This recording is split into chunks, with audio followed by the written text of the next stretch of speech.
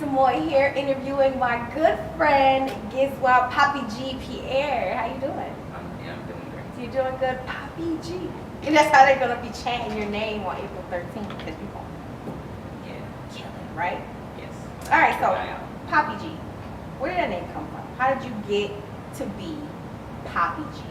So Papi G, I won't say the girl name, but so the reason why I got the name Papi G is when I used to work at this company. Okay. And the girl, she was like, I got this name for you, and I was like, what is it? And she was like, Papi G. And that's just. And I was like, oh, yeah, I like that. Okay. And it just stuck. And it stuck. And so now that's your boxing name. Yeah.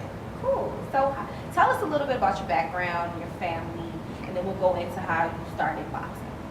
So background. Yeah. I graduated college, Canadian Institute, 4-year degree with a bachelor's in fashion design. More personal background. I started boxing in St. Louis. Okay. In St. Louis? Yeah, in St. Louis. And from there, I have been winning championships ever since. Oh my God. So you just one day said, I want to be a boxer? Or how was that process like? Like, did you see boxers and say, I can do that? Like, was there somebody that was really inspirational to you? Anybody in your family that maybe dabbled with boxing? You were like, oh, okay, that's cool. Was it like passed on down? Or you just woke up one day and was like, this is what I want to do? No, so what happened is this. So I was being bullied by two boys. They were bigger than me, bigger than me. In St. Louis, it's kind of rough. Yeah. And we were in front of a police station, and then they started like, I decided that I wasn't gonna take no more from them. So then we started fighting. So I started fighting both of the boys in front of the police station. So the coach came outside. It was a police station / boxing gym. So the coach came outside and he was like, well, if y'all want to box, then come inside boxing gym. So he took us in there, I seen it, and it's re-roll. I love it ever since. Whatever happened to those two boys, you know? I don't know. I don't know what happened to them. Don't know. We know what's happening with you, though. Yeah. Wow, that's interesting. They actually started boxing too. Okay. But then like a year and a half after that, I never seen them again. Interesting. So how long ago was that? I was 11 when I started boxing. So you started boxing at the age of 11. And did you know that you wanted to do it professionally? No. I actually know I wanted to do it professionally until about 2 years ago. Okay. And what made you what switch? What said, okay, I know I'm good at this. I've been beating folks. I think I can make some money doing this and do this for real. Like, what made you switch to professional boxing? The more serious I got, and then I started seeing like coaches saying, "Oh, when are you turn professional? Well, you beating everybody." And I was like, "Well, okay." I was like, "Well, what is business like?" Yeah. So then we started talking about the business aspects of it, and then I was like, "Okay, well, we could make history some type of thing like that." And then like right around that time, I was watching Floyd, and Floyd, he made like $100 million or something like that. Wow. I was like, I have to do that. Yeah. So what's the business of boxing? Like, you know, people see the glamour. You know, they see the Floyd Mayweathers and they see his cars, and you know, they see the glitzy part of boxing. But what's the business side of boxing that people tend to not see? Business side is really tough. It's really tough. Very tough. A lot of boxers don't make a lot of money. Okay. But that's because a lot of boxers then don't really know the business aspect of it. But now you see a lot more fighters making millions of dollars, and it's really only like the 9% out of like 100% of fighters that really make that amount. But the tricky thing about it though is like now sponsors are playing a big role in making fighters a lot of money. And fighters, you got more fighters that's graduating from business school and stuff like that, so they're knowing how to make more money that way as well. Are you hands-on when it comes to like contracts and, you know, like you said, sponsors? Are you hands-on when it comes to like meetings about that type of stuff, about what's happening with Papi G, the brand? Yes, I'm very hands-on. So I do basically, like, boxing is, you're the founder of your business because you are the business. Okay. The owner, the CEO, you're everything. So you have to make sure that all the business aspects across the board is taken care of. Okay. So with me, I make sure everything is taken care of. The sponsors, my team is paid, everything, my strength coach, all the coaches that I have in life, everything. I make sure that everybody is straight all the way across the board. And then a lot of my sponsors, I grow with them as well, and then they grow with me also. So that way, the bigger that we get together, then the more money we'll make, of course. But also, I'll be able to take care of everything else that I need to take care of too. What's your record? As a professional, well, I'm 1-0 right now. Woo! I don't know. Yeah. But before professional, what's your record? I had about 152 fights. I only lost 15. Oh my So I had a pretty good amateur or decorated amateur background. That A lot is of championships, over 20 championships. Very tough. Yeah, that's my. It's impressive. And I'm the first one ever to go Okay. to the National Golden Gloves in 4 different weight classes. Well, 3 different weight classes. So how does that work? Well, Cause yeah, how does that work? it takes time. Okay, And when I was 17, I won Golden Gloves at 141. all right. And I went to nationals, and then I got injured for a little minute, and I came back, started taking it even more serious, and our nutritionist dropped my weight down to 132. Okay. Well- You win another weight class? Went in another weight class, Okay. a weight class down, and then I won back to back, Mhm. the Upper Midwest back to back, and went to National Golden Gloves. And then I took it a step further, and then I restricted myself even more, and I went down to 123 and won a championship. That's there. crazy to like drop so many weight classes and still be able to like handle your business in the ring. Like that's, Yeah. what's your best weight like for you? Like, cause you're a featherweight, correct? Yeah, I'm better. Okay. Do you like that weight class the best? Yeah, I think 126 is my best weight class. Well, I would say I won championships in all the weight classes. I'm the first one to go down in weight Okay. and go to nationals going down in weight too. Mhm. And the Guinness Books World Record, like Are the you first one to serious? do it. Yeah. Wow. In all of these years. But my best weight that I think I'm the strongest at is probably 126. 126. Okay. And where are you at right now? I just weighed in at 132. 132. So you got a little bit to do, right? Nah, Not just really. Sleep. Just sleep? Yeah. Really? It's gonna. Just come right You up. know what? I wish that it'd be so easy like that for me. Sleep does not do that. It adds the pounds. When I go to sleep, I feel like I be dreaming about cupcakes and all types No. of stuff, and it just adds the weight on for me. But let's talk about your first professional fight that you won. Let's talk about that and preparation for that, and how did that feel winning your very first professional fight? Yeah, so my first professional fight, that training camp was 3.5 months long. It was very, very long. I fought this 2016 Somalian Olympian. Okay.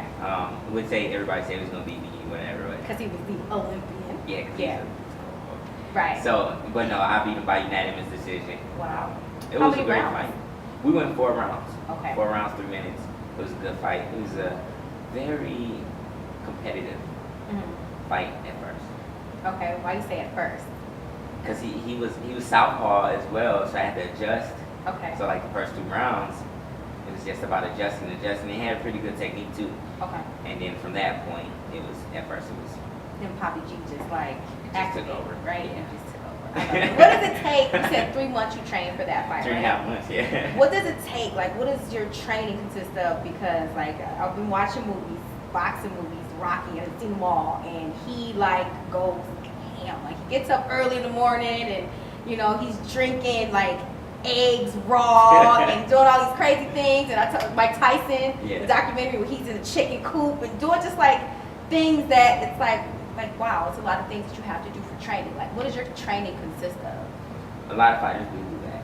Okay. A lot of fighters do. Well, now I don't think no fighters do the egg thing anymore. You can have Oh, okay. salmonella Yeah, or Rocky's whatever. kind of old. Yeah. Yeah. Way Better back in the scramble day. it up, put it in the pan or something, Yeah. right? Nobody does that, but Well, I don't even know what that does for you. it's like the rawest protein.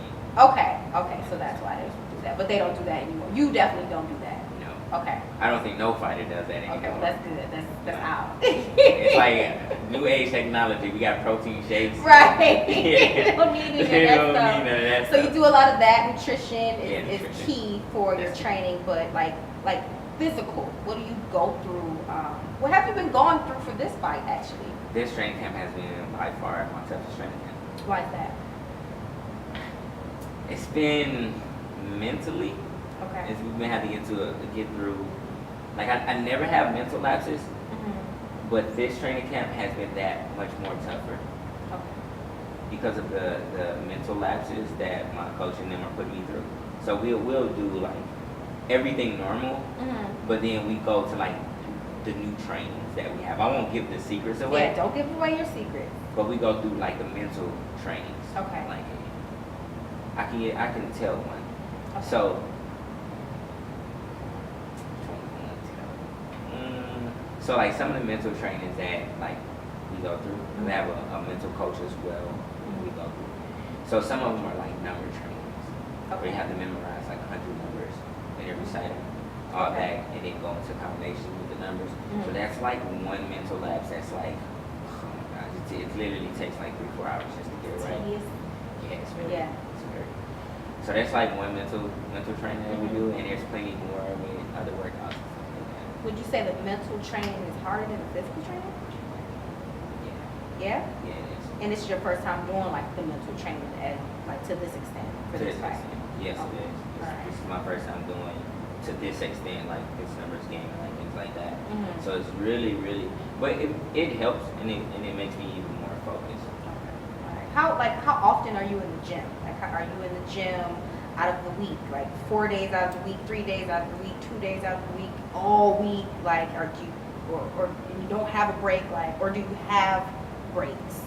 We have breaks. Okay. We definitely have breaks. But I'm in the gym 7 days a week sometimes. Okay. Sometimes I'm in the gym 4 days a week and I allow my body to rest. Okay. But I have coaches, physical coaches, to tell me what my body needs or if it needs rest. We also do CAT scans and we do like there's so many different things that elite fighter does. Yeah. So I go to the doctor once a week. Okay. And they do CAT scans, they do X-rays, they do all of these things to let me know like where is the pain in my body and where I need to rest. If I need to rest, if I don't need to rest. So they let me know everything. What is that bag, or you know what I mean? Is there something that you just get excited about when it comes to training? Like one thing that like that's just your thing. That's Papi G's thing. Like, is there anything like that? Yeah, I like the speed bag. You like the speed bag? Yeah, I like the speed Because bag. you quick. Your hands are quick. That's Yeah, why you like the speed yeah. bag. You're like, yeah, I love it. I like the speed bag. Yeah. Okay. Everything else is second nature though. Second nature. Second nature to me. So I just come in here and I do what I do and then we add on. When I pass it up, we add on. We add on. That's good. Keep on going. Make it challenging. Yeah. But we never switch up, really. Never switch up. How's your family? How does your family feel about you being a boxer? Because I know that you have a son. I do have a son. How old is your son? Papi G Jr. Papi G Jr. Yeah. How old is Papi G Jr.? He's 3. He's 3. Does he like come in the boxing ring with you? Does he know this life? Yeah, he does. He grew up in it. Okay. And how do you feel about, like, if he was to ever say, Dad, you know, I want to follow in your footsteps. Like, I think your career was amazing, and I grew up around it, and I don't want to do nothing else but box. Would that be something that you would be proud of, or would that be something that you would try to steer him away from? No, I would never try to steer him away from something that he wants to do. If it's positive. If it's negative, no. Yeah. And I don't think that he's going to even ask Yeah. if he can be in a boxing gym or not. I think he's just gonna going do to it? Yeah. I don't even think he's going to ask permission. I think he already has the permission because he Yeah. know how to box already. He know Yeah. combinations. He Really? Yeah, he be in the ring with me. Wow. He do everything. I think that's So, wonderful. He don't even ask no more. Sometimes he just come in here and he put on the gloves and he just go to work. Do you have any family members who are worried about you when you're fighting? No? Everybody is like, you got it? Everybody know I got it. Alright. But they do get worried when, like, coming out to the ring Yeah. and we about to fight. Okay. Because it's real. It's you know, real, it's about to go down. So, yeah, that's when you should get, like, a little bit nervous. And it's professional now. So I think they are nervous. Okay. But I don't think that they doubt what I can do. Yeah. I mean, I prove it every time. What do you say to those people who dislike the sport of boxing and don't look at it as a sport? They look at it as something that's violent. They look at it as something that's barbaric. They're like, how can you make money off of fighting somebody and seeing somebody get knocked down? And, you know, they think about the medical aspects of it, like, okay, concussions, and, you know, this person may never be the same from this fight.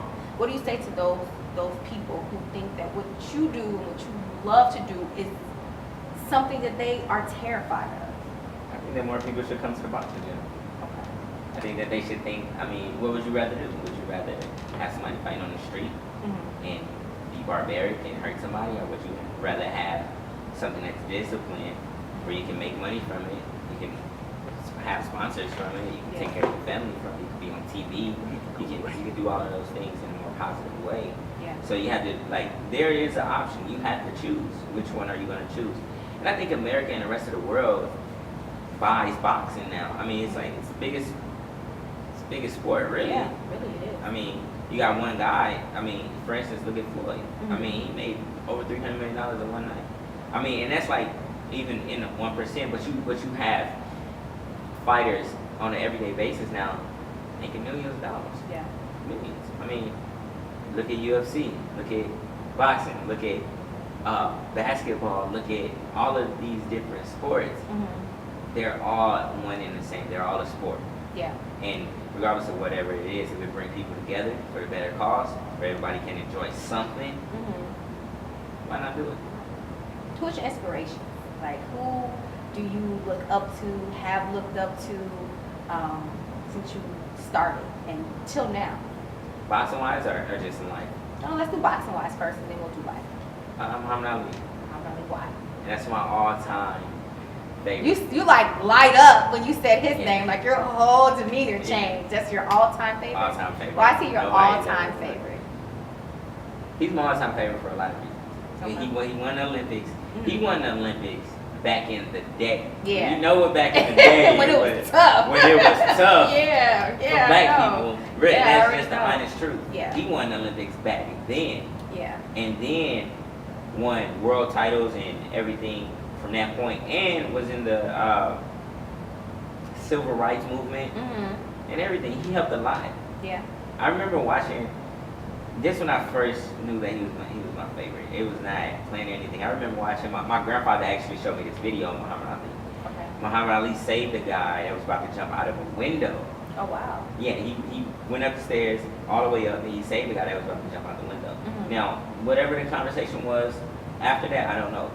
What I know is that he was the people's champ, and that he inspired a lot of people. He inspired millions. Yeah. He brought a lot of people together. He was flashy. Yeah. He was mean in the ring. Yeah. But outside of that, he helped tons of people. It wasn't about, I got the biggest watch, I got the biggest this, I got the biggest that. With him, it was like, okay, well, I'm gonna beat you down in the ring. But outside of that, what can we do to change the world around and bring people together? So that's why he's gonna be the all-time. He's gonna be the. I don't care what nobody say. He's the best. I mean, we can try to put numbers together and like, do all that stuff, but people have to understand that the best just doesn't mean boxing. It means people. Yeah. The best person. The best person is the best fighter. I like that. So who's your inspiration besides that's not a boxer? Who you Will inspired Smith. by? Will Smith. Will Okay. Smith.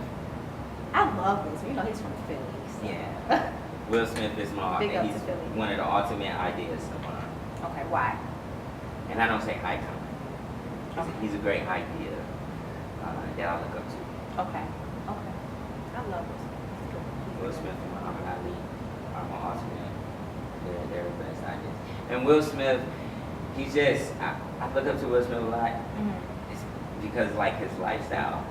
And like I look up to like his inspirational speeches as well. And like just what he does, acting and movies and like just music. And Yeah. he does everything on a broad perspective. And not only does he does those things, he do them very great. And he does it very positive. And he inspires his kids, his son, like Jaden Smith, and like it's like the exact same life that I live. It's like a son. Yeah.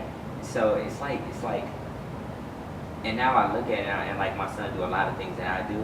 So I have to be careful sometimes. Oh, absolutely. Yeah. But I'm like, well, if you look at like Jaden Smith, like he does like everything that his father does. Yeah. Like playing movies young, like all these. So I'm like, it's a great way to be positive and inspiring. Who is Papi G outside of the ring? Papi G is not outside of the ring. You're never outside of the ring. Papi G is never outside of the ring. You're always like focused on the ring. Papi G, so Papi G is only in the ring and in the gym. I'm Giezwa Okay. Pierre outside of this. All right. So who is Giezwa? Pierre. Giezwa Pierre is Giezwa Pierre. That's a great question. That's a person that grows. That's a person that grows and try to be a better person every day. Better than I try to be better than I was yesterday on an everyday basis. And my biggest thing is to inspire a lot of kids. A lot of kids that grew up how I did sometimes, and that's who Giezwa Pierre is. A family guy, and just want to change the world for the better in the best way I can. Yeah. And make sure that my family has generational wealth, because I didn't grow up. So that's a broad perspective of who Giezwa Pierre is. And one day I'll be president. I love it. I love I it. just have to say that. I always say it, but I will. Yeah, I love it. You have to speak it into existence or it won't. Manifestation. You have to manifest it. So let's go back because you talked about Muhammad Ali and how he was flashy in the ring, but outside the ring he helped a lot of people. What's your game face like? Are you the flashy, talk trash, try to get the other fighter out of their like zone to like come at you? Are you like that, or are you more like zen, more peaceful, more quiet, more just kind of stare you down, just not really fazed by you? Like we're at a stare down right now. Which one are you? Which guy are you? I need to know. Which guy am I? Yeah, are you the like talking trash, like I'm gonna beat you in the first round? No, I'm gonna eat your children. Like, are you that guy? No. Are I you never the bring guy? the children. Yeah, into are it. you just like, you know? It depends on the other fighter. Okay. It depends on if I feel like it. Okay. If I feel like, but really, not really. I'm more like a zen guy that's just gonna like laugh, and then when we get in the ring, my hands will be talking. Woo! That's really about it. But if I feel like it, and I feel like what, I can do it. I can talk, Yeah. trash, whatever. Then we gonna go head to head. Okay. All right. I'm an entertainer. Yeah. So if it needs to be entertained, then I'll entertain it for a little minute. But at the end of the day, when we get in the ring, then that's the only real talking that I need to do. Do you talk trash when they talk trash, or no? If I want to, If you want to. I might say something slick. Okay. Has anybody ever gotten you outside of your character? Outside the ring or inside the ring? Inside of the ring. I hate cheaters. Okay. And it doesn't get me out my character, Mm-hmm. but it makes me, I'm gonna knock you out Okay. if you cheat. Because it's like, it's not fair. It's not fair. And this That is makes sense. already a dangerous sport. Yeah. So why cheat? Why cheat if you're the best? Now don't get me wrong, the best are great cheaters as well. Ooh. So. Well, I see how you did that. I like what you did there. I love it. All right, so let's talk about what you need to do to prepare for your fight. When you're like lacing up and you about to, the music is coming on and you about to go out there and you about to fight. Like tell me that process. Like what do you go through? Like what do you think about? Like who's around you? Who's not around you? Like what has to happen for you to be prepared to walk into that ring for your fight? I try to go into a mindset of nothing. Okay. Absolutely nothing. I don't want to think about nothing. I don't want to see nobody. I don't want to do anything. And now, don't get me wrong, my coaches are around me and everything like that, but other than that, I go into a zone of absolutely no thought process. I don't think about what I'm going to do to the opponent. I don't think about any of that. I just try to go into a complete zone of calmness. Mm-hmm. When my music come on, Yeah. then we go. Get hyped. Ooh, how do you pick your song? Because you pick your song, right? Yeah. How do you pick the song that you're going to come out to? Like, what thought process goes into that? It's like, oh, this is the hardest song right here, or this is my favorite song, or this makes me feel like this. Like, how do you pick your song? It depends on the fight. Okay. I usually pick my song about a month, and I usually listen to about 250 songs before I even pick one. Wow. Because I have to go through that emotion. I have to go through the emotion. And it's never really a song that I'm listening to in the gym. Okay. So I have to go through that real emotion of how is this song going to make me feel that night. Mm-hmm. It's kind of like thinking in the future, Yeah. feeling those emotions and Yeah. holding them there into that actual like couple of like 2 minutes before we walk into the ring and make history again. So, So you already picked your song. I have my song picked and nobody never heard my song before because my little cousin made Really? it. Oh. And I love nice. this song It's so local, much. local artist. Yeah, Very nice. from Minnesota. I like that. I love the song. It's Yeah. amazing and it's hype too. It's a hype song. It's a hype song. I love hearing the songs when boxers come out. Like that's my favorite part because I'll be like, okay, that's my song. You know, like that make me Wait till feel a you certain hear type it. of way. So Wait that's till you good. hear it. I love it. I It's love it nice. a lot. So your last fight. When was your last fight? September 11th. September 11th. So it's been a minute. September 11th. Yeah, it's been a September 11th. Ooh, that date. It's been a time go by fast. I've always been training, but the date was perfect date. Yeah. If you ever look at the time, look at 11. If you ever see the time on 11:11, Mhm. look up what it means. Okay. Okay. I definitely will do that. Yeah. So after you beat the guy, the last guy, him, Tessa, we're gonna call him him. After you beat him, like how did you feel? Like how did your body feel? How did you feel mentally? Like all that. I felt good. His name is. Oh, I don't know specifically how to say his name. I don't want to butcher it. Okay. But I always have respect for my opponent. Yeah. I don't want to butcher his name. It start with an A. It was probably some He knows different, who he you is. know? Yeah, it was very different. because a lot of boxers have different names. You guys don't have, like Bob's. You Yeah. have the Steve, and this Yeah. one got Steve, like Yeah. the red shorts. You don't really have those names. You really have like, the Giezwas. That's Papi G. But so you felt great after that fight. Like, how did your body feel? My body felt good. My body Your felt body felt okay. good? I had to Okay. take a longer rest because it was very competitive. What's a longer rest? I had to take like A month to just. a month and a half. When you say to rest, does that mean like to just detach from That's a good question. Papi G now detaches from Giezwa? Is that what that mental rest is? I had to take a mental rest for both, Okay. for Giezwa and Papi G. Okay. The reason why I had to take a mental rest, and a lot of people don't know this about boxing either, like, we have to take mental rest. Mhm. Some people do, some people don't. Mhm. I had to take a mental rest, and I'll always do that after every fight. Okay. The reason why, because there was so much hype built up for this fight. Yeah. He was 1-0, Okay. 2016 Olympian. Yeah. I was coming on the scene, trying to get my title fight. Yeah. And, pros, when you go pro, your amateur career really don't mean that much. But because I had a good amateur career, I got the fight. Okay. So it was so much hype. It was so much hype on this fight, Yeah. and the crowd was so live. So mentally, I had to go to a different place. Okay. And I went to that different place with Giezwa, Pierre, and I went to that different place with Papi. Mhm. And that's what I had to do to win the fight. So after that, Yeah. my body was hurting. My spirit was great, Mhm. but the emotion and everything had to come down. What Had do to you come mean? all the way down. What Because do you mean there was emotion? so much like with like family wise and everything like that. Like I'm pretty sure some of them thought I was gonna get hurt or like this and that. It's like you get to the levels, like it's always levels of boxing. Yeah. So there was so much energy during that fight. There was so much energy leading up to that fight. Then when you take in all of that energy, you gotta impress people. And not only that, but you gotta impress yourself and you put it all on the line the first fight. Like this is our career. You lose one fight, your stock go down. Yeah. Yeah. So mentally, physically, emotionally, I was drained completely. So I had to detach from everything.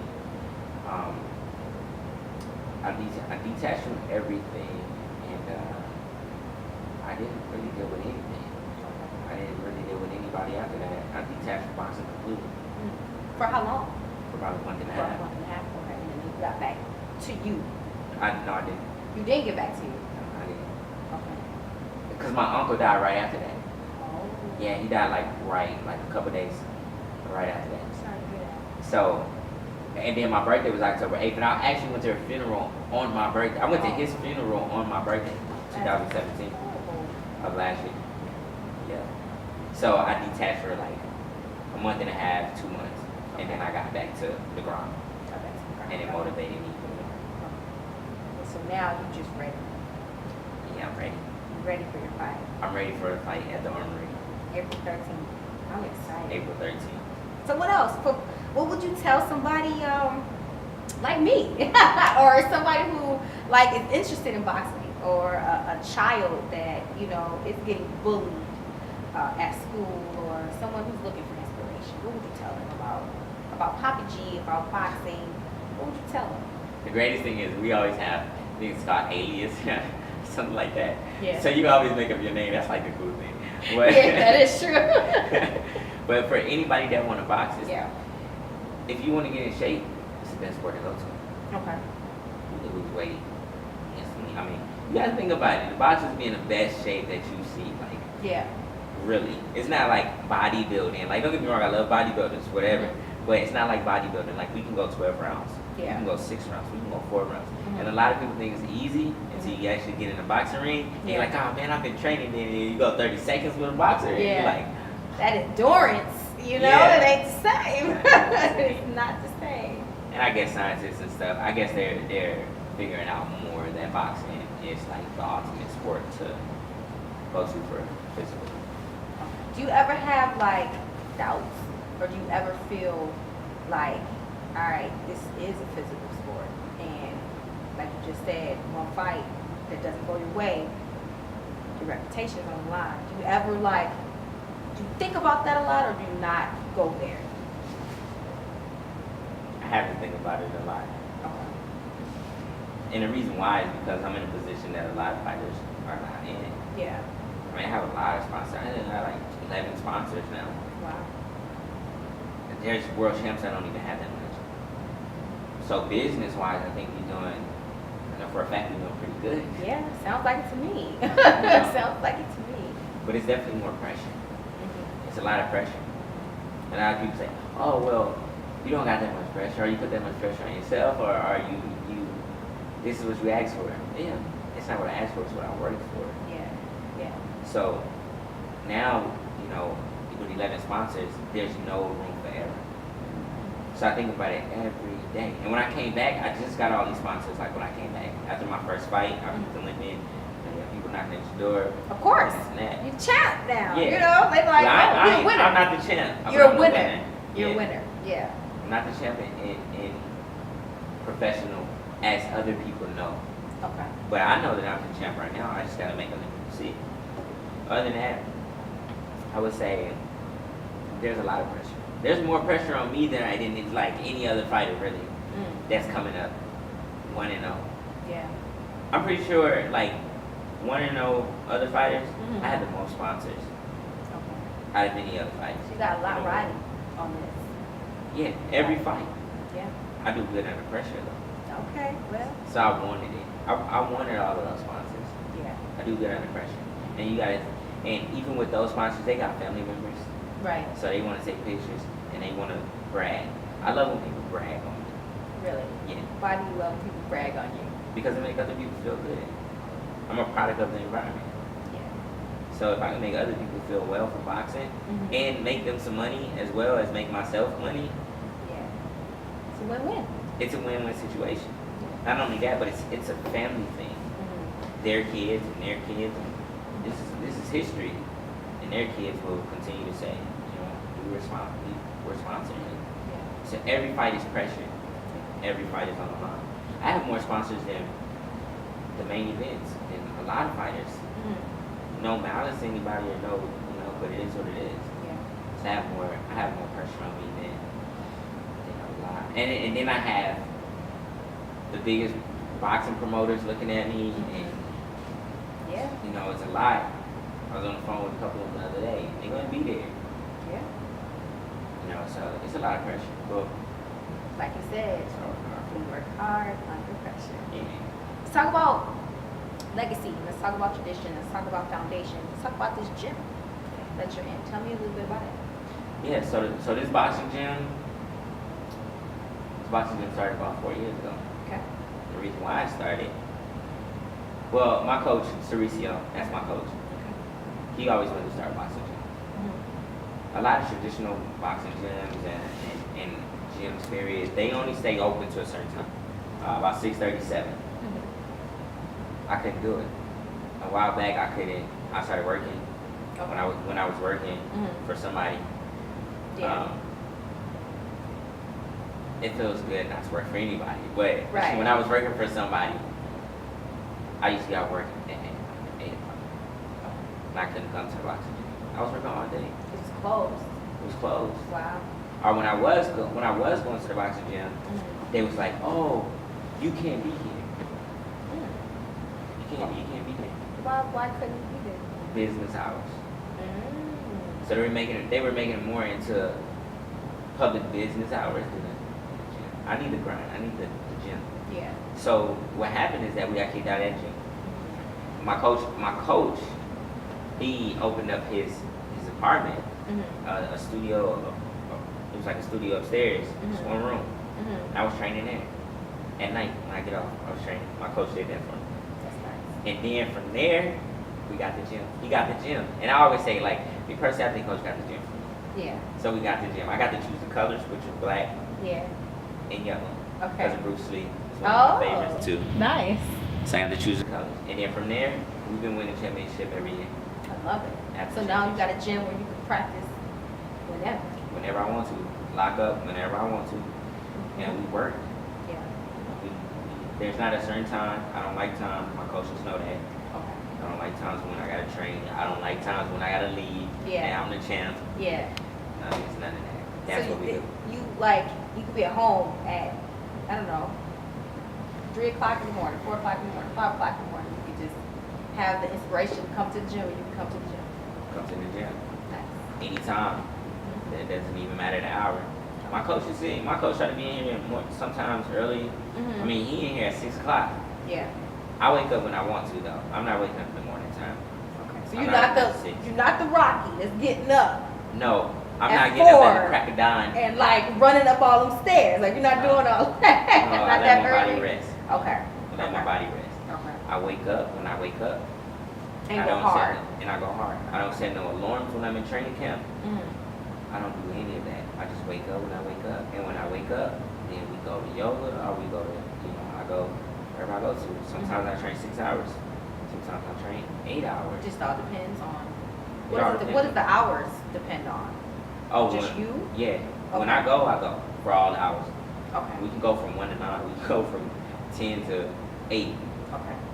But I don't stress my body. I don't stress my mind. But Yeah. if you set times Mhm. on so many things that you're doing, like I gotta be up at 6 o'clock. Mhm. Gotta run. Then I gotta go back to sleep. Then I gotta wake up at 10. Mhm. I gotta do this. Then I gotta do this. Then I gotta do this. And you got all these time schedules in boxing. You're gonna burn yourself out. It's gonna seem like a job and not a passion. I don't. After the fight on April 13th at the Armory, what's going to be next for Papi?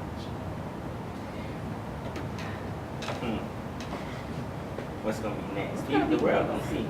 The world's gonna The see. world is gonna see. We got a lot of big things planned next. But right now, we gotta focus on this guy. I'm about to knock this dude out. But knock this dude out. Yeah, I'm about You're to. confident. You know this. I know for a fact I'm about to knock this dude All out. right. Don't get me wrong, he's a good fighter, but I'm about to knock him out because I have even more on the line. Mhm. And I know I'm gonna win a fight, but it's not even about how I win a fight. Mhm. It's about how I make the fight look. Okay. That's what it's about. Cause I know I'm gonna win, Mhm. but I have to make a statement. Very big statement. Mm. Huge statement. Mhm. So I doubt if we make out the first round. Woo! Yeah. I don't know. He's talking big words. I'm speaking the truth. Okay. All right. I believe you. Yeah. I'm a Papi G fan. Yeah. I taught Giezwa how to drive. Yeah. You went to that story? Yeah, right? So I believe everything that you're saying, but besides believing, I know you're gonna go far. I know that you're going to just break records after records after record after record because you're a humble person. You have the drive, you have the hunger, and you have the support. How many coaches do you have? Boxing or just coaches period in life? Just coaches period in life. How many do you have? Like 20. Like 20 coaches. Yeah. It's a lot of coaches to have. Like, you're a blessed man. You got so much support, so much love. Like, the city's rooting for you. I'm rooting for you. And I can't wait. April 13th at the Armory. Papi G, I'll take it. Don't be like, Papi G. How does that make you feel? Like, when you're coming out there and people are screaming your name, but then you also got people that's booing you? Like, do you focus Because some people might boo, you know. Some people might boo. The competitor's family might be booing, you know, their friends might be booing. So do you focus more on the cheers or do you focus more on the boos? You want the honest truth? I want always the honest truth. I don't hear anybody. You don't hear nothing? Nothing. You drown it out? And this is very interesting because I don't hear anything. Even when I'm in the gym, even when I'm in here, and I'm in training, I don't hear anything. Because you're just that focused. I don't hear nothing. I don't even hear the music. I don't hear nothing. It's like a straight line. And even when I'm fighting, Yeah. in the ring, only fighters will know what I'm talking about because it happens. I don't hear nobody. It's so weird. Only person that I hear is my coaches. I have 4 coaches in the corner with me. Okay. Those are the only 4 people that I hear. I don't hear no family members. I don't hear anybody. Only thing that I hear is them. I'll tell you a story though. Well, it's not a story, but these are facts. I hear my coaches in the ring, in the corner, and I can hear every single last thing that my opponent is doing. I can hear how he's breathing. I can hear his lungs. I can hear everything that I even pay attention so far down to how many times he blinked. If I punch him in the eye and he start blinking real heavy, yeah. I'll punch him again. You punch him again, you're like, oh, I got him, got him. Got him. Everything. Even when I punch his flesh, I can hear some cracks. Sometimes if I punch him in the rib or the arm, I can hear the blood flush. Ooh. So detailed. Yeah. Man, that's because you break it down to a science. Yeah. That's what happens when you fight. I love it. You hear every single last detail. Even like when I'm in the corner on this side, and like the guy that is all over there, my coaches don't stand in front of me. They always stand on the side. So you can like So I can see. just see them and see what's happening. And only elite fighters, sometimes we'll stare at each other, but we can see what's happening. But most of the time, their coaches like screaming at it. If I see their coaches screaming at it, I know. And you know that you in there. But you already know that, though. Yeah. Without seeing the coach scream at them, you already know that you're in there. Sometimes. Sometimes. Yeah. Well, that's all I have. That's all I have for you today. Papi G, thank you so much for giving me the opportunity to interview, and I can't wait for the fight. Lisa Moore. Yay! Yeah. There we go!